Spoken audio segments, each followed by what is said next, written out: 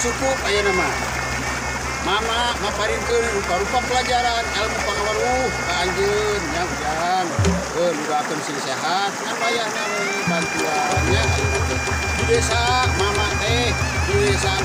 keur ngayakeun pemilihan kepala desa omatnya bantuan edarkeun ke masyarakat. Adi bapak teh ngaranna Iwan Setiawan nomor hiji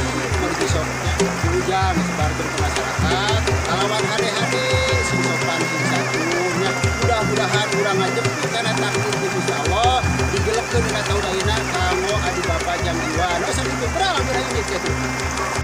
mangga puruk naon anu diwujangkeun ku abdi bade dilaksanakeun ayeuna abdi bade angkat ka lemur Pasir Huni sejangka bantos rai Bapak Iwan Setiawan calon kades Pasir Huni ayeuna abdi bade amit bade miyos